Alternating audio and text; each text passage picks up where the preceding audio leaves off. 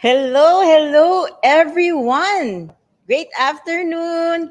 So, welcome to Noontime Kapehan, brought to you by D Cup Coffee Republic, our coaching hub and home of certified life coaches here in the Philippines. So, it is where I am currently or presently located at. And Noontime Kapehan is our daily coaching conversation, reliving the Kapehan Night by Master Coach A, where she talks about life, love, relationship, money, career, and anything under the sun. And Kapihan Night used to come in live on floor and via FB every Tuesday night until the pandemic happened. So, I have been always been I've joined the Kapihan Night of Master Coach A live on floor. So, we are bringing in Noontime Kapihan for a season only while Brewing Live is taking a quarter break. So let me take also this moment to honor my fellow coaches and entrepreneurs who served for 7 long months and filled the digital space with stuff that matters from September 2020 to March 2021. So watch out for the return of Brewing Live this coming July. So moving on, for today's episode, I will be sharing the topic, Victim No More. Yan. So please do tag your friends,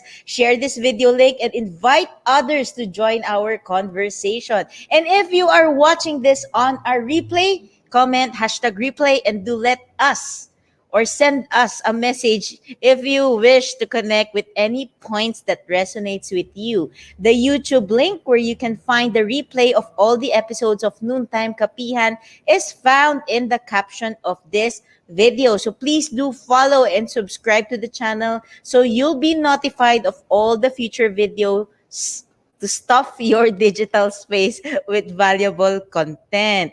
So before I proceed, I would like to greet and give honor to the learners joining us this afternoon. So I would like to say hello to my coach partner, Trisha, coming all the way from Bicol. We have Master Coach Jasmine. We have, syempre, si Coach Part, ang OM ng Bicol Coffee Republic. Si Coach Rezzhel, ayan na ang pumapalakpak na naririnig niyo sa likod. And of course, we have Coach Lynn Garcia.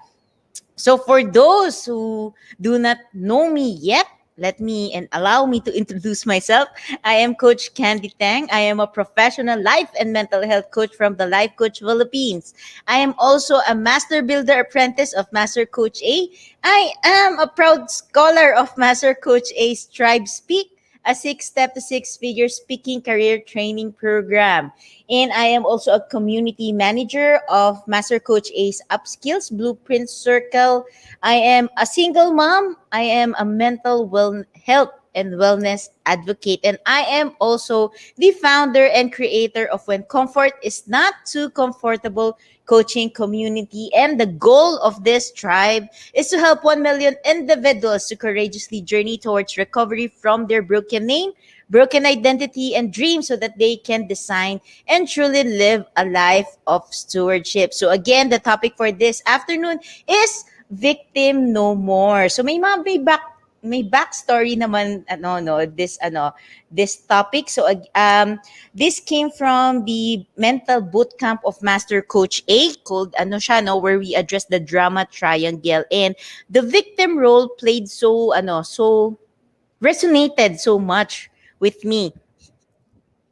So being like I've said, I am a mental wellness advocate, and coming from that, I used to be clinically diagnosed with multiple mental disorders, and being such, I have always played the victim role. Ayan, kaya talagang tumama siya sa akin, at i-share ko siya ngayon sa inyo, not because gusto kong tumama din sa inyo, but really to deliver a message that even if you are in the state of feeling or having the victim mentality, you can be empowered to take action, and you can move from being a victim to a champion in your life. Ayan, so nakikita ko na si Coach Mau. Hello, at ako si Coach Tin. Magandang hapon.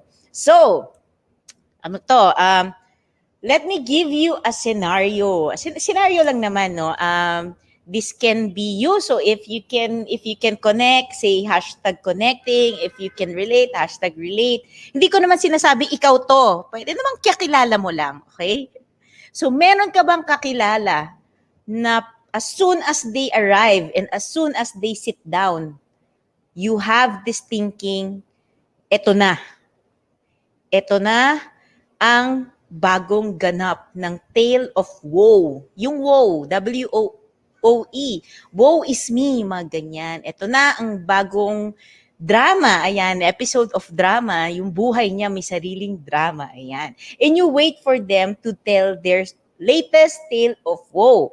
And when they open their mouth, ayun na. Yun nga yung lumabas. At sa loob-loob mo, sabi mo, eto na nga yun. Sabi na nga ba?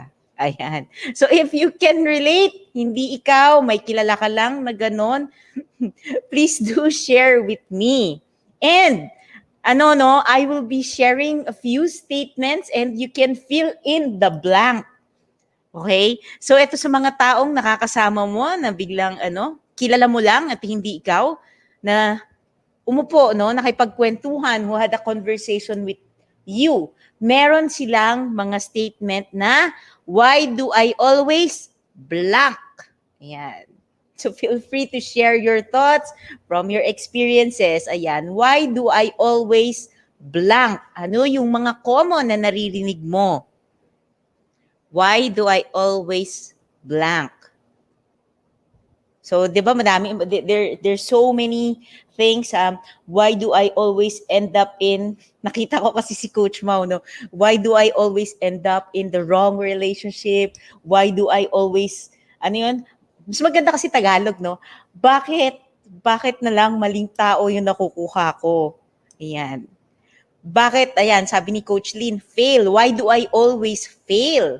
Pwede din ng, why do I always, end up being hurt? Ayan. Maganda talaga yung Tagalog eh.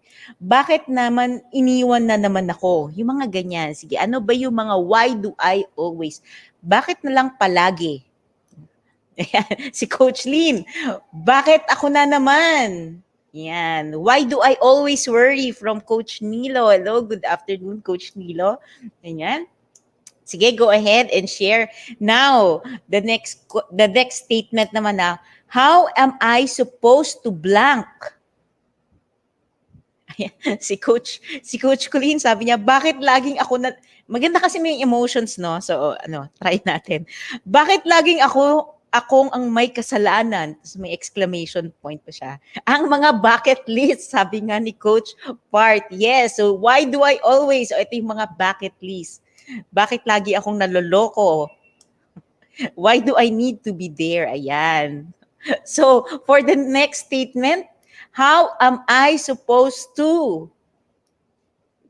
Si Coach Lynn kumanta. How am I supposed to live without you? Ayan. Sige, how am I supposed to? Sa mga iniwan at nang iwan, diba? How am I supposed to move on? Ayan. Example ko po yun. Si Coach Lee nandun sa mood, no? Bakit labis kitang mahal? Yan. So, how am I supposed to? Paano na, di ba? How am I supposed to live my dreams when he is not there? Ayan, kaya nandiyan po si Coach Mau for getting there. Ano pa ba? How am I supposed to move on with my life? How am I supposed to reach the top? Ayan, pwede mga ganyan. Ayan. Si Coach Nilo, how am I supposed to move on? Ito maganda Tagalog kay Coach Colleen. Paano ko gagawin yan? Hindi ko naman alam kung paano. Hello, Coach Vivi. Great afternoon. Sige, keep sharing. How am I supposed to? And then the next, ito, medyo complete the sentence talaga to kasi mahaba-haba. It's not my fault, blank, because blank. I remember myself here. Ito talaga linyahan ko to. It's not my fault that I am late because it is traffic. Ayan. So mga hashtag relate. Ayan. Please comment hashtag relate. So if you have your own version on it's not my fault blank because blank. Yan. So it may not be your version but the version ng kakilala mo. Ayan. Hindi ikaw to, kakilala mo lang na palagi mo naririnig na sinasabi nila. Si Coach Parta dun saan ako nagkamali. Ayan. So it's not my fault blank because blank. It's not my pag-workplace, no, usually it's not my fault for not meeting the deadline because it's full of meeting. Ayan. Go ahead and share with me the it's not my fault blank because blank. Ayan. Okay. So, at first, di ba, hindi nga ikaw to, kakilala mo to, ibang tao to. So at first, di ba, syempre pag lumapit sa'yo yung kaibigan mo, a friend in need is a friend in need. Nakalimutan ko yung no, yung statement na yun. But yes, ayan. Ayan, sabi ni Coach Colleen, hindi ko kasalanan na iniwan mo ako dahil hindi naman ako nagkulang. Yes, Coach Colleen. Ayan. Gusto ko yung ni fellow Coach Colleen. Ayan. So at first, no, when these people come to you, when these friends or workmates or someone you know, at first, no, the tendency is you listen with concern. May concern naman talaga. Then eventually, you get bored. Bakit naman bored? Kasi di ba paulit-ulit na lang. Parang, ayan na, ayan na. At the back of your mind is, of course, di ba, meron ka na nga ina-anticipate. Di ba? Aminin natin, maging totoo po tayo, meron ka nang ina-anticipate. Ito na naman, ito ang sasabihin niya. Tapos pag sinabi niya, ito yung next. Ayan, sounds family. Does it sound familiar? Ayan. So of course, no, again, at first you listen with concern, then you get a bit bored because of all of their self-pity. And then, eventually, you get annoyed because you always hear their constant blaming of others for their failings, whether at life, at work, at relationship, no? Basta lahat na lang may kasalanan maliban siya. And in life, syempre, lahat talaga, lahat na. Baka nga sinisi pa si God, ano? So, meron ganon. And it starts to affect not only the person, but it also affects you and the people around this person. Does this sound familiar? Can you relate? Ayan, kaya ba nating mag-relate? Ayan. So if you know someone who is like this, ayan, sabihin mo lang, wala. You know someone or hashtag, I know. Ayan. So, these people have the tendency to have the victim mentality. But let me ask you, ikaw lang naman sa pananaw mo, ikaw lang naman, what do you think are the common characteristic of people who have victim mentality? Again, what are the common characteristics of people who have the victim mentality? So feel free. Alam mo yun, wala naman tama. There's no right and there's no wrong. Go ahead. This is a safe space and feel free to really share your thoughts. Ayan. So habang nag-iisip kayo, no, ng characteristic of the victim mentality, why did I get this topic, no? Victim no more. So I would like to share with you a few backdrop of my journey, no? Like I've said in the beginning, this was me. I played the victim role and I have the victim mentality even up till now, no? Meron naman, there's certain areas in life or there's certain situations in life where I have the default of having the victim mentality. Ayan, sabi ni Coach Marife, nagpapaawa palagi. Ayan. Yes, ayun siya, Coach Marife. But from my case, no, it's a very different backdrop, no? Because I grew up sexually molested. I grew up physically abused. I grew up emotionally abused and psychologically abused. And I have eventually, no, it turned to different mental illnesses. I had bipolar, ADHD, ano pa ba yung mga natatanda ko? Post-traumatic stress disorder, um, DID or multiple personality disorder. I had eating disorder. So I have many, many kinds of disorder. And I couldn't really understand myself. And nandun ako. I was honestly in that cycle of blaming others, blaming na ganito yung buhay ko dahil si ganyan. Syempre, hindi ko i-name drop yung tao. Dahil si ganito, ito ang pinili dahil because of this person. Ayan, kaya kami, or ako yung sumasalo ng hindi naman responsibility because I was never responsible no, before. So, ako yung sumasalo ng sakit, and everything. It's just that everything that happens in me in life is all because of other people, and much more because of the mental condition. Whenever I do things, I blame it with the mental illness. Ay, ayan po yung truth. And it's as if my identity is the mental illness, and I couldn't really do something about it. And nandun ako sa ano, I was in that thought na I was suicidal. So hindi lang siya thought. I really tried to commit suicide I think 3 times. And ano siya, it's prevalent. The suicidal thoughts are very prevalent. And I will just be in the cycle of self-pity, of hopelessness. Madami, there's so much involved, there's so much emotions. Ganito na lang ang buhay ko, wala na magbabago. Yan po talaga ang nandoon sa utak ko, no? And eventually, nakakapagod.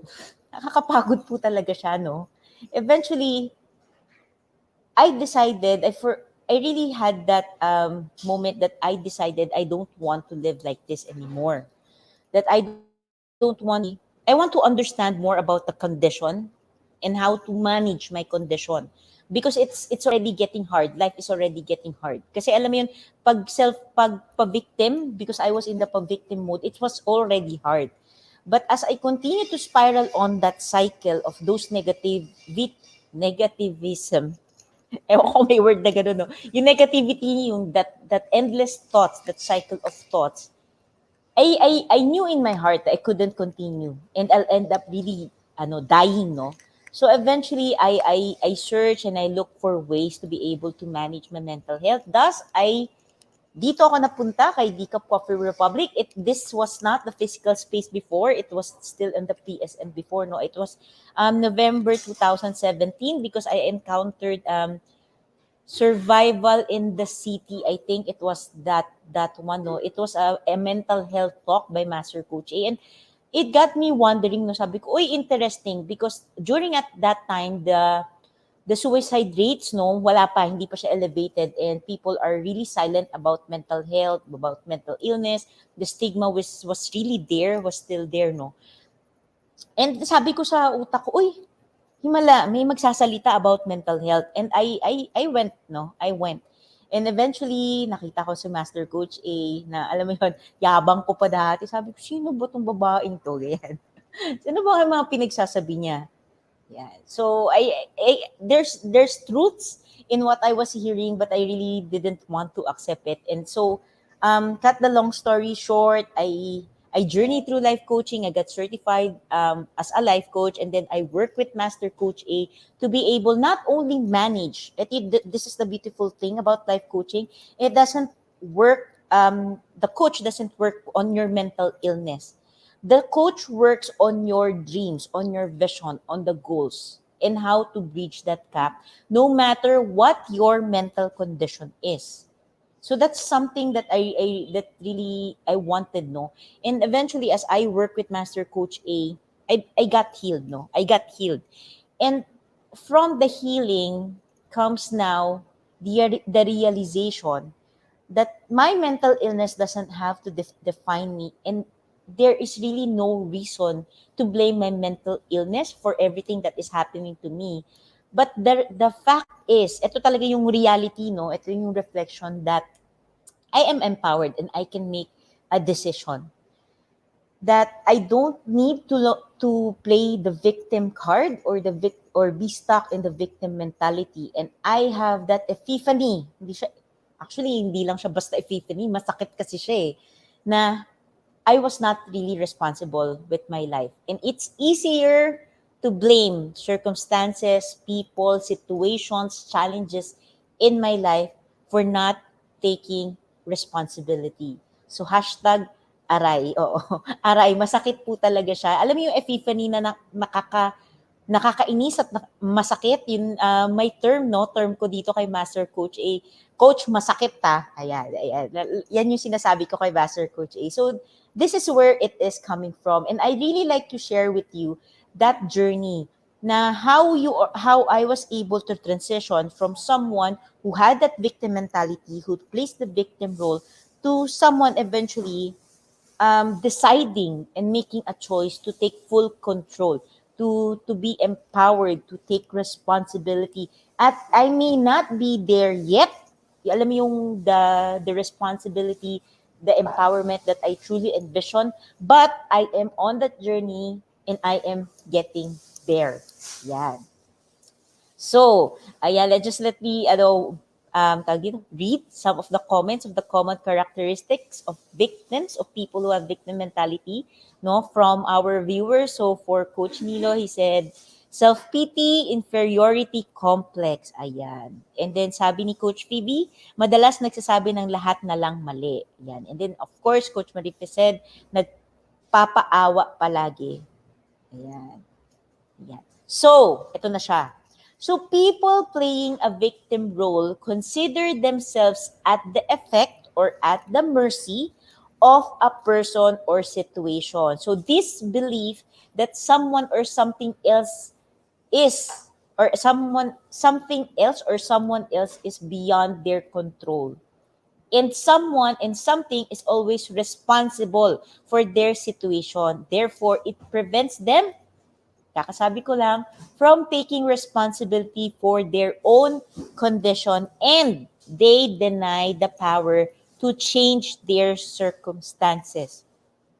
And the feeling of being victimized by a person or situation eventually builds an external dependency beyond their reach. So this is something na very true, no? Eventually, people who place the victim or has the victim mentality unknowingly becomes dependent on other people, because for their perspective, in their mindset, wala.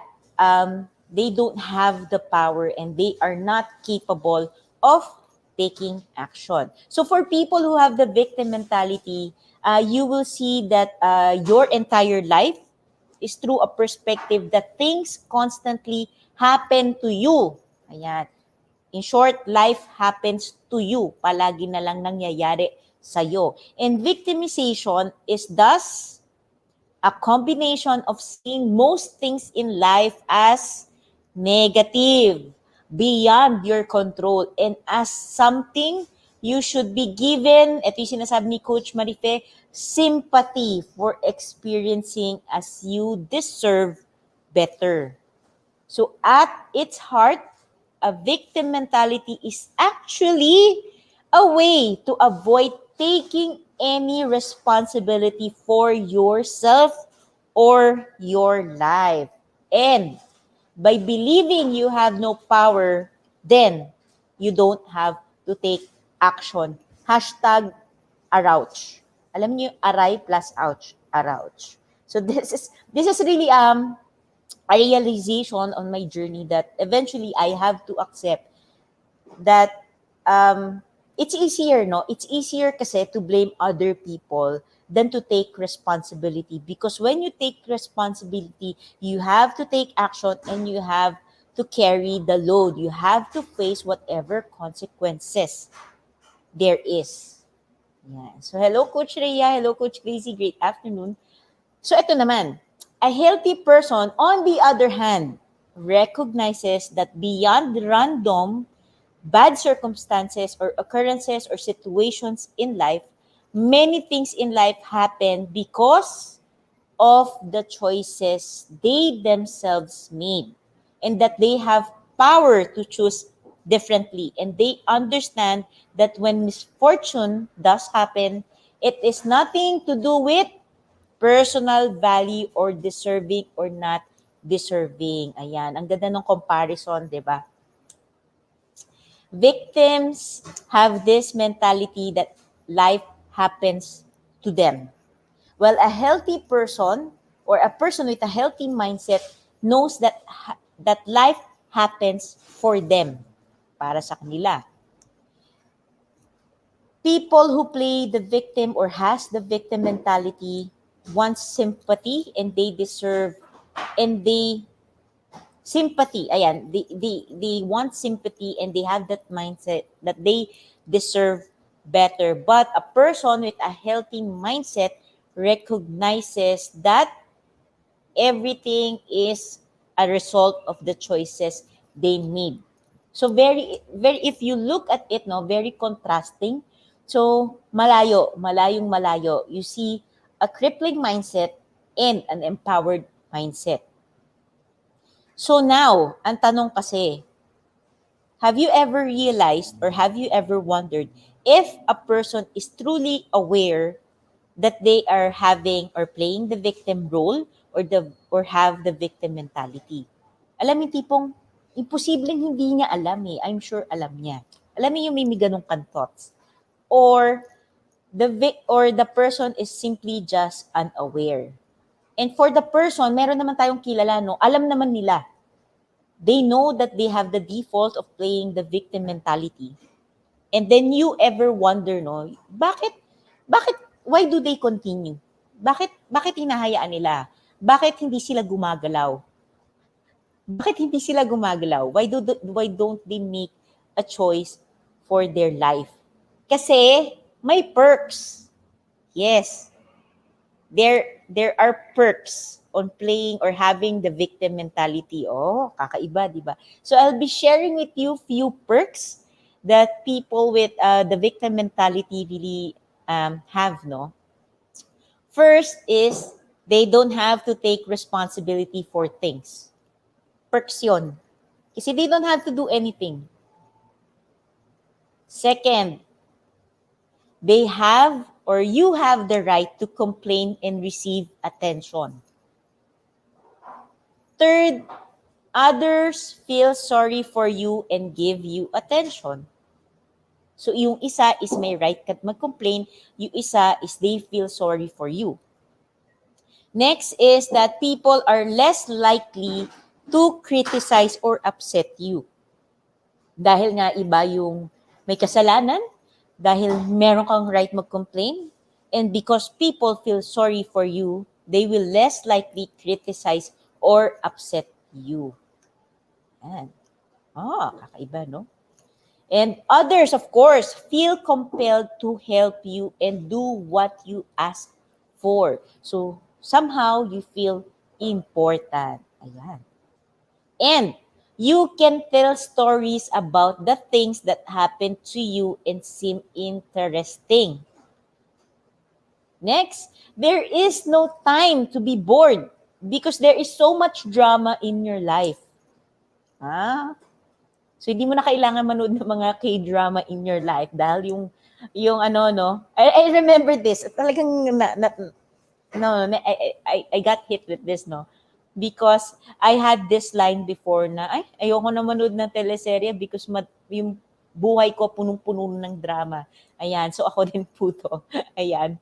Next and lastly, you can avoid ever feeling anger as you are too busy being sad and upset. Di naman ako magagalit kasi bagsak ako, malungkot ako, and upset ako. Ayan. Di ba? Kakaiba, no? Yes, those are the perks of having the victim mentality. But the question is, knowing that these are the perks, so if you are someone who has that victim mentality, no, especially the default, no, the question is, would you like to stay? Would you like to stay in this role? Would you like to continue to have this? Knowing that these are the perks that you are enjoying and receiving in life, the question is, are you really enjoying it? Is that the kind of life that you really want for you and the people around you? No matter whose fault it is, the question is, gusto mo ba yan talaga ang buhay mo?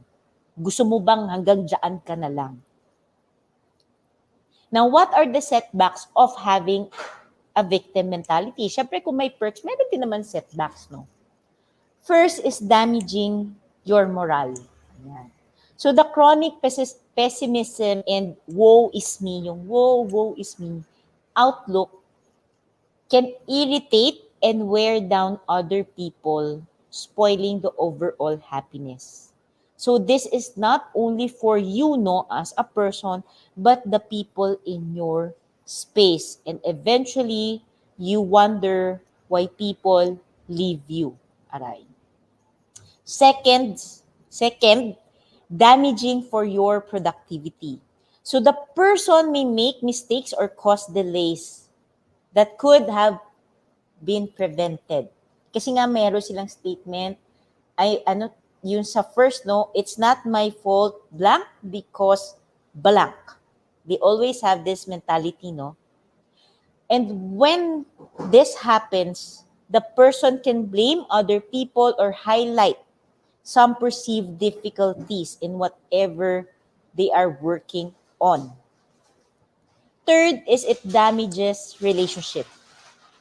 The person's behavior can swing from, ito masakit tanggapin, victim to victimizer.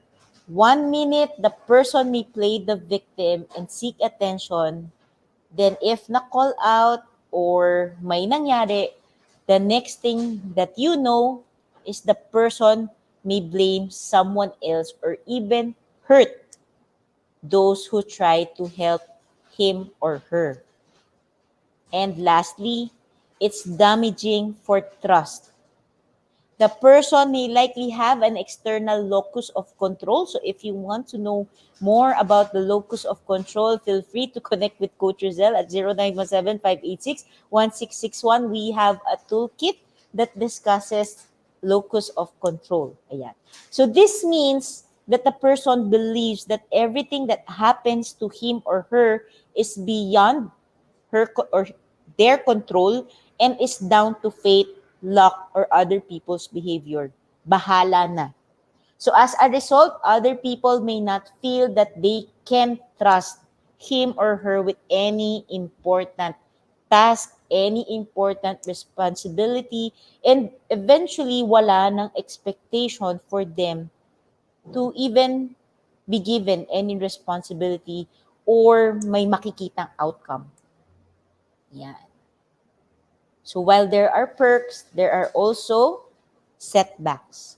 Pili ka. Anong gusto mo? Yan. Malamang sabi mo, Coach, ayoko. Yan, ayoko. So if you are someone who wants to get out of this mentality of the victim mentality, I will be sharing with you two things, no. Hindi naman two things, but two parts. First is to know your patterns. So what you will be doing here is you have to block at least 15 minutes daily of your time. So if you are someone who thinks that you have somehow that victim mentality and you want to be able to empower yourself from a victim to a champion, so I will be sharing here things that you can do. First is you have to know your pattern. So what are the steps in knowing your pattern? So you have to block 15 minutes daily of your time. So first, you have to reflect back on all emotional moments from the day, that yung araw lang, wag yung ano no, na simulang bata ka pa and everything. Just on the emotional moments from that day. So anything that caused feelings of anger, sadness, confusion, fear, loneliness, powerlessness, rage. So you just have to go and reflect back on these emotional moments. Again, take note just from that day. Yung araw lang na yon.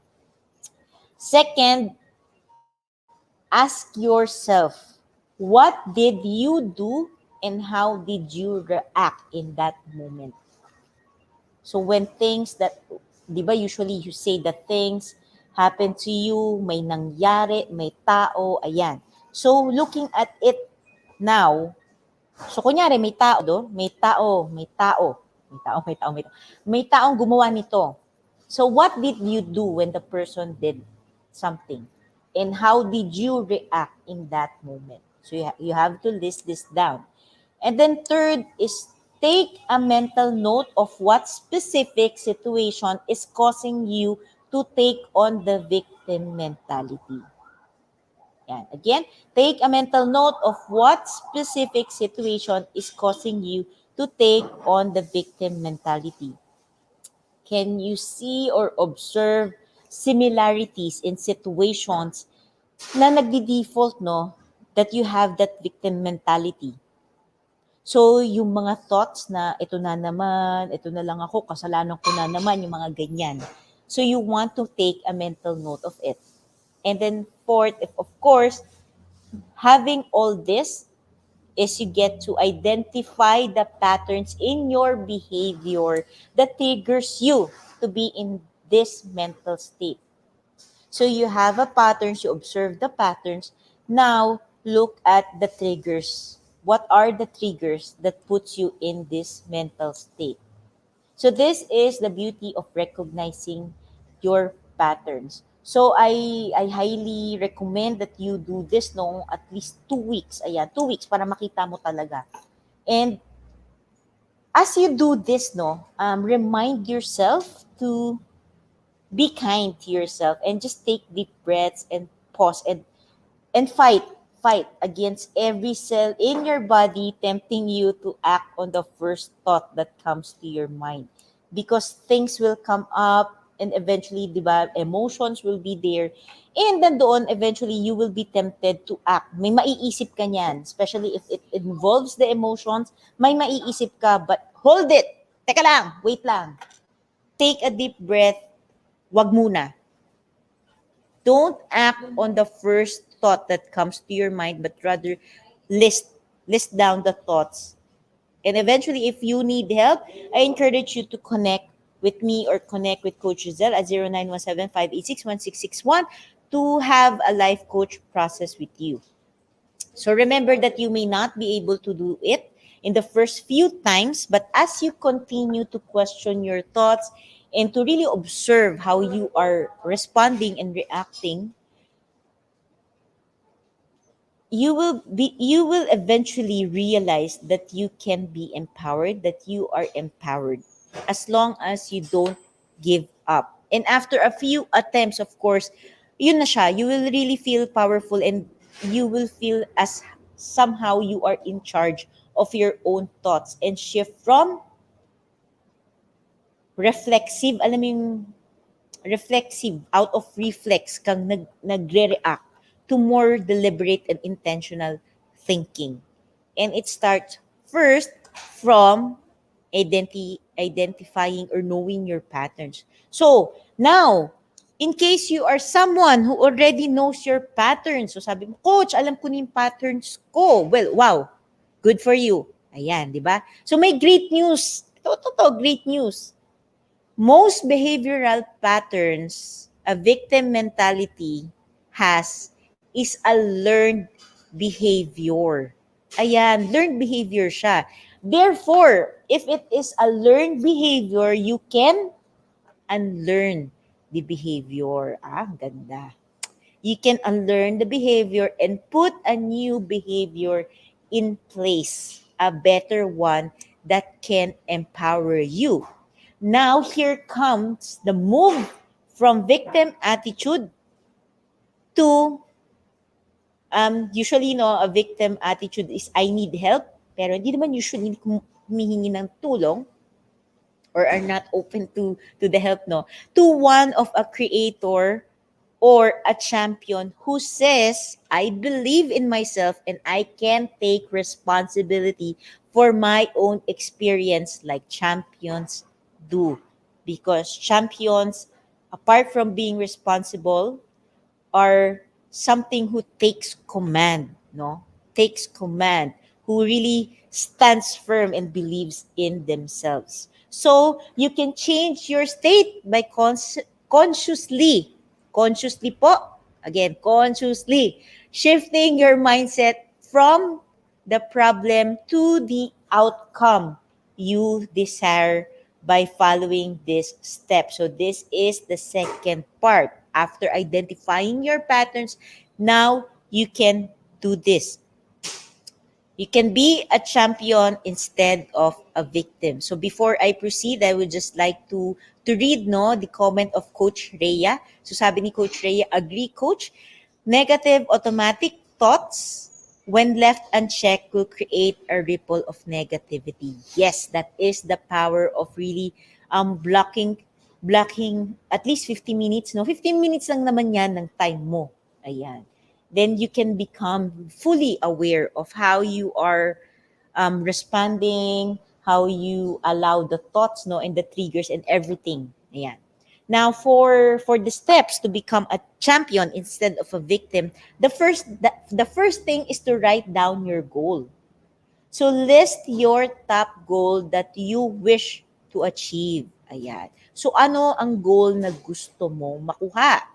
Tinagalog ko lang. Again, list your top goal. So, if to be more personalized, my top goal that I wish to achieve is blank. Yan. So you can share or not share it here, but please do follow the step. Your top goal. List down your top goal. Second is to identify your roadblocks. So you have to think deeply and inquire. Inquire, ibig sabihin magtanong. Tanungin mo yung sarili mo. Yan. Tanungin mo yung sarili mo and be honest with yourself on what really prevents you from achieving this goal. And be specific. Be specific. Being specific is key. Be specific while identifying these roadblocks and write them down. So, wag niyo akong gayahin, no, before. I just think of it but I don't write it. There's something that happens in your mind if you write this down. So, it's not as, hindi lang siya yung you got to identify it in your mind but you really have to write this. Si Coach Tin, galit na. Passionate po kasi. Ayan. Again, be specific and don't stop with identifying the roadblocks in your mind. Huwag ka tumigil doon. Write them down in the paper. Yung tingnan mo, titigan mo, makita mo talaga kung ano ba talaga yung mga roadblocks mo. Again, inquire deeply. Not the first thing that comes in your mind. But ang trick dito, no, kasi usually our mind is really great, no, in creative avoidance. Na usually, sabihin mo, ay roadblock, ayan, ito ang unang agad na isip ko, so yun na agad. Wag ganon. You have to inquire deeply, no? You have to ask yourself, what led me or what caused me to identify this as my roadblock? Paano siya naging roadblock? Tanongin mo yung sarili mo, paano siya roadblock? Totoo ba nga roadblock siya? Or is it a creative avoidance? So you want to really inquire yourself. Tanungin mo talaga yung sarili mo. And you have to make sure na totoo yung sagot mo sa sarili mo. Ikaw na lang nga yan, di ba? Huwag mo naman nalokohin yung sarili mo. Napakasakit naman po nun. If there's no one who's going to read this except yourself. So just give that space for yourself to just become honest with yourself. Di ko babasahin yan. Di babasahin ng mga coaches dito. Just become honest with yourself and be very specific. If you can put on circumstances and everything, go ahead. Next is plan to achieve these goals yourself. So take your goal and roadblocks into account and identify how you can achieve this goal while overcoming your roadblocks. The beautiful thing about identifying your roadblocks is you will be able to remove the excuses. When we say excuses, usually when you have goals and when you want to achieve your goals, syempre, you go on that path to achieving your goals. And dahil nga may victim mentality tayo na default, when something happens, titigil ka. Tapos, gagawin mo siyang excuses. Hindi ko nakita, roadblock kasi siya. Wag ganon. Wag ganon. That's why you have to clearly identify your roadblocks so that when you are in that road and you are in that path into wanting to achieve your goals, when the roadblocks hit, alam mo at alam mo sa sarili mo na roadblock yon, and you have the power to overcome the roadblocks while you are in that journey to achieving your goal. That's why it's very important to identify your roadblocks and become as specific as you can. Yan. So in planning to achieve your goals, you can feel free to break down what you wish to achieve into small tasks and start creating a plan by capturing the details. So no, if you usually have a, depende no, it can be a small goal, a big goal, but whatever it is, break it down or I remember Master Coach A and Coach Sean dito, no, chunking. You want to be able to chunk into small tasks. And eventually, and as you start creating the plan, no, you get to capture the details as well. And of course, bakit mo nga gusto mag-chunking? Why do you want to break it down to small tasks? Remember, this is coming from someone who has the victim mentality, mindset. So if you go overboard, agad, alam mo yung one time, big time agad, automatically you will go back to spiraling towards the mindset na ito na naman, lahat na ng mga mindset sinabi mo sa sarili mo, wala ka ng tamang ginawa, mali ka na naman, sinabi ko na wag kang mag-try, yung mga ganyan. So this is the importance of doing and identifying small tasks first. So again, don't go overboard. Start with a day or two, and as you make progress, add more tasks to your plan. Stacking tayo, no? Eventually, you get to stack.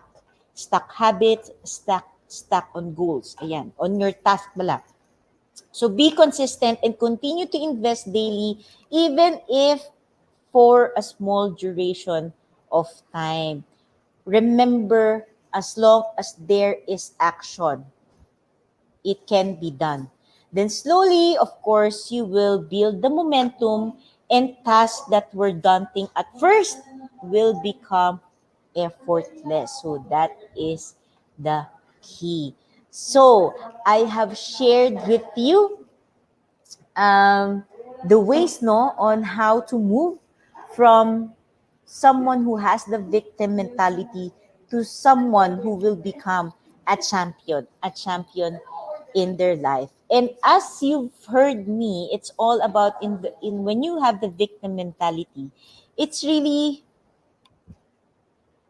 it's really about responsibility. It's really about being able to accept that your life is your responsibility. And as you begin to really journey and see that your life is your responsibility, you get to journey on a life of stewardship where you courageously go out of your comforts. So yung comforts, no, when we talk about comforts, these are not just limited to the physical comforts, but there are mental comforts as well. And one of the mental comforts that people usually have is the victim mentality. So you have to courageously get out of there, get out of your comfort to recover your own identity because hindi ka naman talagang victim. You are created to become victorious. And you have to stand firm in your own identity and fight in becoming responsible for whatever is entrusted to you in your life. So if you are someone who is in the process and who wants to become to move from victim to a victor, from victim to a champion. Hey, it's time. It's time. It's time to live your life. It's time to free yourself from the chains of victimhood. It's time to stop circumstances in life and people. It's just time to stop allowing circumstances in life and people to dictate your worth, your identity, and it's time to take full responsibility of your actions, your decision, your dreams. It's time to stand up and courageously step out of your own cage. It's time to fill that void in your heart. It's time to courageously journey towards a life of stewardship. And it begins with you. It begins with your decision to finally kiss life with the death of your comfort. Kiss life with the death of your comfort of becoming a victim of life and become responsible in owning your very own life. So thank you for joining me today. And as I close, I invite you to be back tomorrow, same time and same digital space for Coach Glacy. And her topic is I Quit, How to Win in Life by Quitting. See you tomorrow. Love bam boom, love bam boom, love bam boom. Bye-bye.